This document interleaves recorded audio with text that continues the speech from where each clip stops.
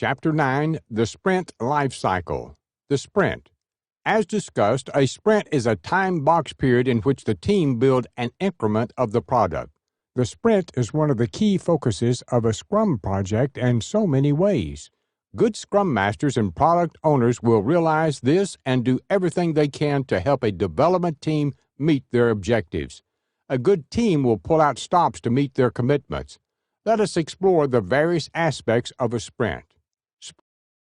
Sprint length. The sprint length needs to be decided up front in a project since it should ideally be maintained for the whole release. The Scrum Guide says the sprint lasts a period less than 30 days. The length of a sprint should be determined in consultation with the team. Two questions I ask to make sure that the sprint length is adequate are: how can we maximize the number of opportunities to inspect and adapt? For example, in a 3-month release cycle of 1-month sprints, there are only 2 opportunities to improve decisions or change the backlog.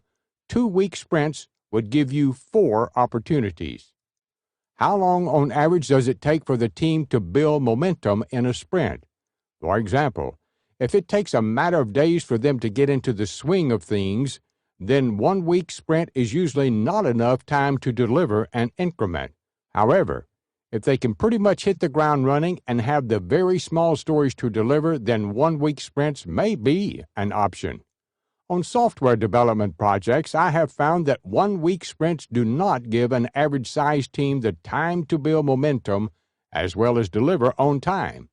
I have found that 1-month sprints only tend to work in somewhat unorthodox projects and for teams who have a new technology to master or complex third-party dependencies to learn about. The full month usually gives them more time to liaise with dependencies and still get the job done.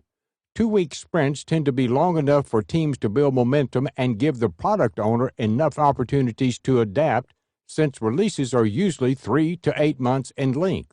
Therefore, if you are unable to come to a decision on sprint length, I would strongly recommend starting with a period of 2 weeks for software projects. The key thing to do is to find a balance between the Scrum principle of inspect and adapt and the development principle of building team momentum. Frozen sprint backlog. A crucial rule of Scrum is that the product owner cannot change items in the sprint backlog once the sprint has begun. This is a powerful rule when applied and assures that the team can focus on delivery for a period of time without having the goal post moved. It is also why selecting a sprint length is important to afford the product owner enough opportunities to adapt requirements when necessary. Maintaining this rule can often be one of the biggest challenges for the Scrum Master. This is usually because a product owner feels tempted to make changes immediately or has not noticed a requirement until the last minute. It is important for the Scrum Master to coach the product owner on the value of holding off changes for a sprint, as well as the destructive power of introducing changes before the end of a sprint. On the other hand, the team and product owner can usually negotiate a certain amount of change within a sprint. For example, spelling changes on a piece of copy are likely to be minimal impact. However, changing the look and feel of a website is likely to have a higher impact. Overall, this communication is healthy and fosters good relations between the Scrum team members, but the Scrum Master needs to make sure that these changes are as few or far between as possible and are only made if the team are comfortable delivering them. For Scrum Masters, handling these situations can involve liaising with the stakeholders as well as the product owner to make sure that there is no pressure exerted on the Scrum team. The teamwork on tasks. Before taking on tasks, the team should recap each story and its acceptance criteria, then speak to the product owner to clear up any inconsistencies and confirm their understanding. This is known as the principle of card, conversation, and confirmation, or the 3 C's. Following this, the team one by one take on each task in the sprint backlog. They collaborate to get all the tasks finished by the end of the sprint. The working of planning was done in the sprint planning meeting, which keeps the team focused on building features. It is, of course, possible that teams discover new tasks along the way, and they have the right to redesign or change tasks as they go along, but the aim is to get as close as possible to a solid design in the planning session. Scrum emphasizes the commitment made at sprint planning to deliver at the end of each sprint. The responsibility for this lies with the development team. The Scrum Master is on hand to remove impediments so that they can get the job done. Removing impediments. As we all know, life is not always predictable. For example, you may make good contingency plans for your journey to work, but traffic jams, late trains, or tripping over the cat on the way down the stairs, ouch, could use up all of your contingency time and make you late. Impediments are similar in nature. Some impediments are predictable and repeat themselves, such as product defects raised from the last sprint, routine meetings that cut the amount of work time, other teams asking for help from your team, etc. Other impediments are on-off events or less predictable, such as servers going down or long-term absenteeism. The Scrum Master's role is to remove, prevent, and assist with such impediments so that the team can continue working and reach their goal. The Scrum Master may need to suggest adding buffer time to the sprint so that less tasks are planned in. See my section on capacity-driven planning. Question and remove unimportant meetings. Speak to other Scrum Masters about going via him for help for his team. He may also need to meet with support departments to fix hardware or with team leads to source new team members. The key is to do the following. Number 1, prioritize the issues by impact to the team. Number 2, get them resolved as quickly as possible. Product backlog, grooming, and estimation. The original Scrum Guide states that during a sprint, Scrum teams should spend some time working with the product owner to groom the backlog. This is helpful because both the Scrum Master and development team usually have experiences that can aid the product owner in making well-informed feature and priority decisions. That is, a website development team may know ways to optimize the website search results. This may translate into a backlog item. In the same way, the Scrum Master may know of an upcoming dependency that affects the backlog priorities. In general, I recommend holding a time box meeting halfway through the sprint to discuss and estimate any newly added backlog stories. This results in shorter planning sessions and a well-informed Scrum team. I usually use this session as the route to an estimated release backlog. See my section on release planning. Another benefit of this time box is the ability for the team to help the product owner to break down large backlog items. Larger user stories are known as epics. The general rule of thumb is that a short story should always fit comfortably within a sprint. It is sometimes difficult for a product owner to judge when a story is too big, but the team can usually tell very quickly. Avoiding carryover. Other than coaching the Scrum team, the Scrum Master's main task is to aid the team in delivering all features in the sprint on time by removing any impediments. However, there are times when the size, timing, or complexity of an issue that is not resolved in time for the end of the sprint. Common examples are absent key members and critical days of sprint, downtime from a third party or hardware software, or major unforeseen bugs while building the software. These are examples of things that are very difficult for the Scrum Master to solve, as they rely on the knowledge or presence of another expert. In this case, sometimes the sprint goal can be met regardless of completing all technical tasks, but if the product owner is not convinced of this, items may need to be carried over into another sprint. I've always strived to avoid carryover and seen projects where it was completely avoided. Particularly, methods of avoidance on software development projects are applying techniques such as automated testing with a continuous build, mock objects in code, pair programming, code review, and other agile practices. Although these are outside the scope of this class, these practices are all common ways of creating a potentially shippable product and avoiding the risk of carryover. I would strongly recommend for Scrum Masters to coach teams on this. Team leads are also great and often very knowledgeable when it comes to assisting teams in implementing Agile practices. The idea is to empower teams and avoid giving the impression that you are dictating how they build software. We do not want to cause frustration, but we do want to increase productivity. I have found that asking the question, given the results of our last sprint, what can we do differently to deliver a shippable product increment, usually helps in this situation.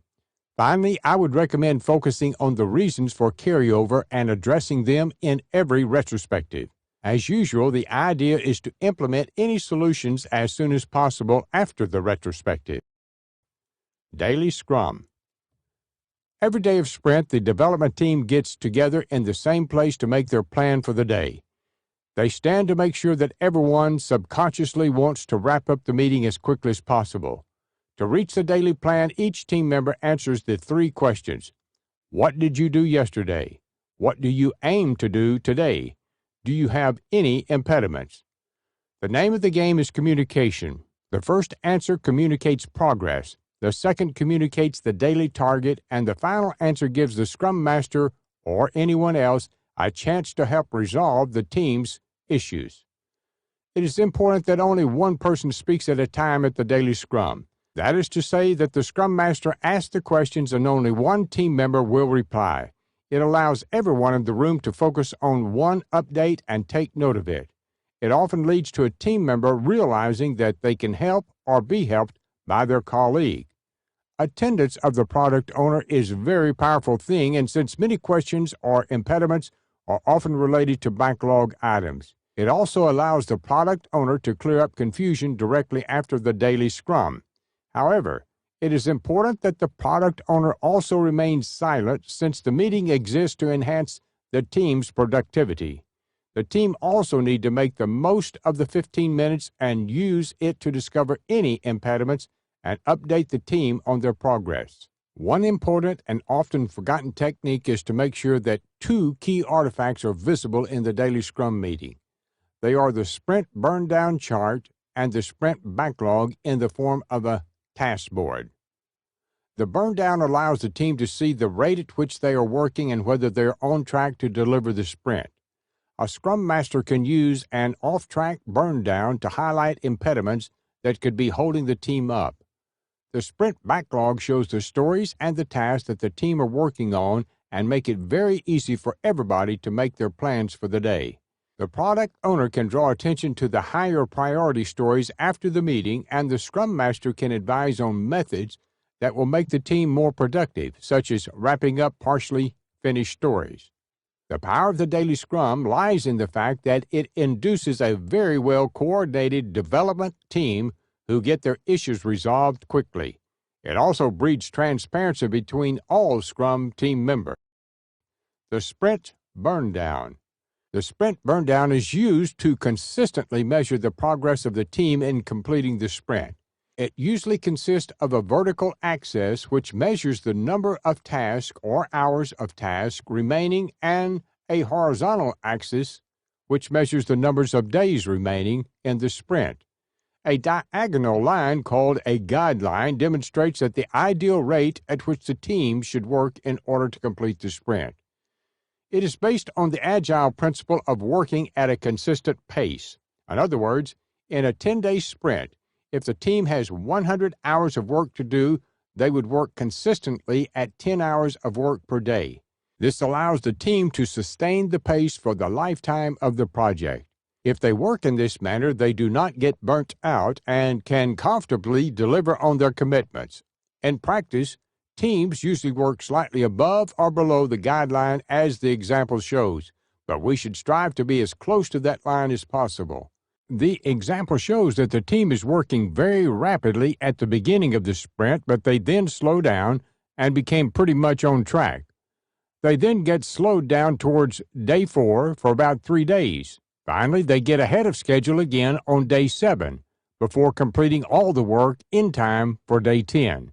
Typically, I find that teams form an arc on the burn down, ramping up at the beginning and dipping towards the middle of the sprint, but every team can vary. A Scrum Master should work with the team to assess the burn down daily and understand which impediments are causing the burn down to go off track, as well as what good things are causing it to be ahead of schedule.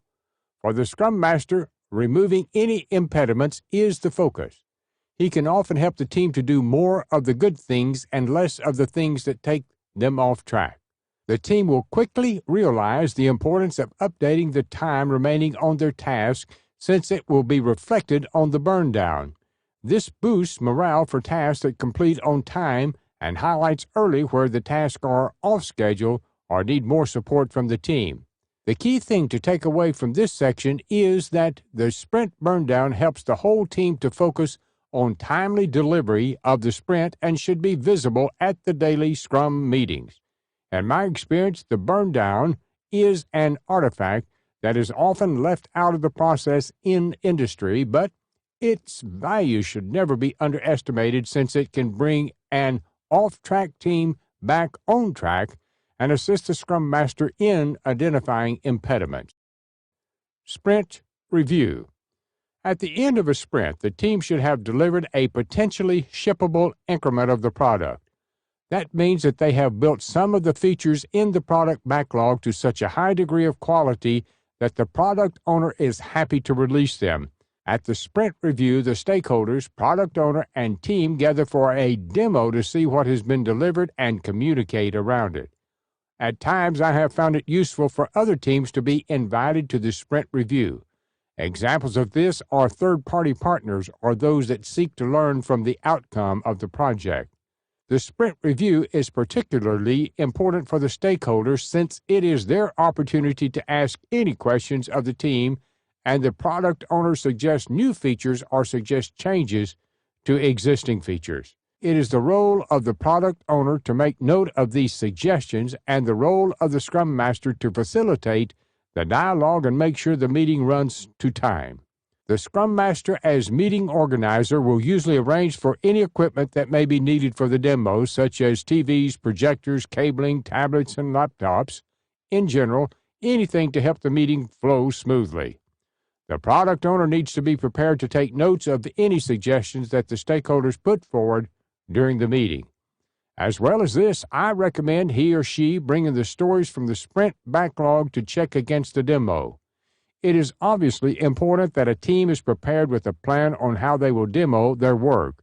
They should be familiar with the stories, acceptance criteria, the order they plan to demo, and who will be running the demo. The outcome of the meeting should be that all attendees have seen the outcome of the sprint. The features adhere to the acceptance criteria, and stakeholders should feel satisfied that they have had a chance to ask questions and make suggestions to the product owner.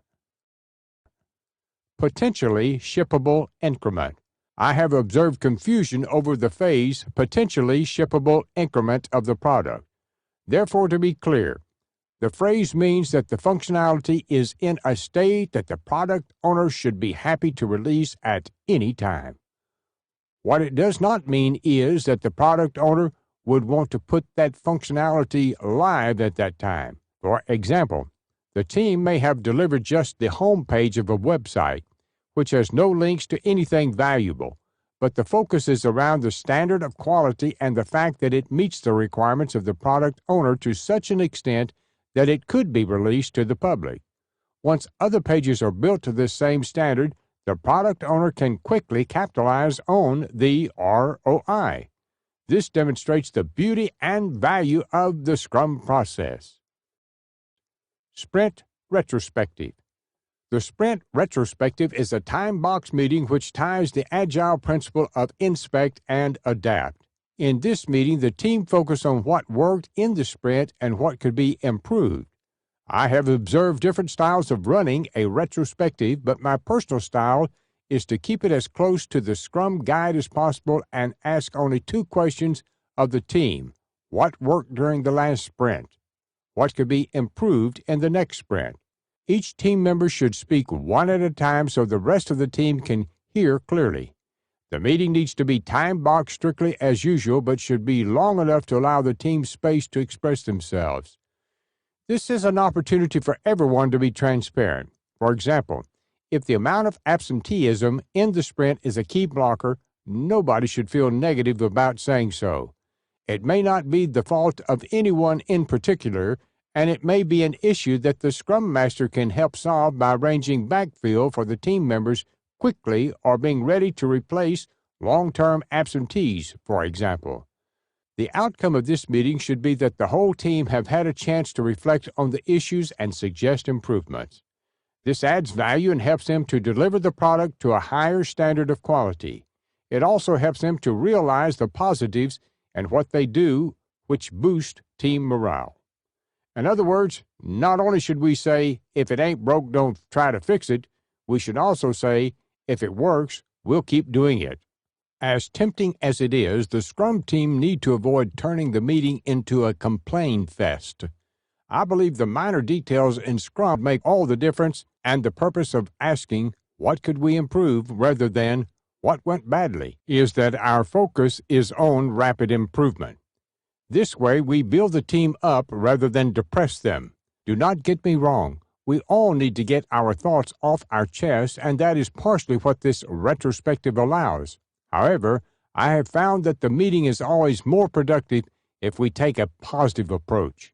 In summary, the sprint retrospective works very well as the final piece of the sprint puzzle. It usually leaves everyone feeling that they have completed a piece of the project and have had an opportunity to suggest improvements. I strongly suggest that retrospective suggestions are put into practice as soon as possible after the meeting, since this demonstrates early progress and boosts the whole team. I can honestly say that retrospectives carried out correctly positively transform failing projects into successful ones on a sprint-by-sprint basis. This forms a crucial part of the Scrum factory, in essence refining the quality of the process and product.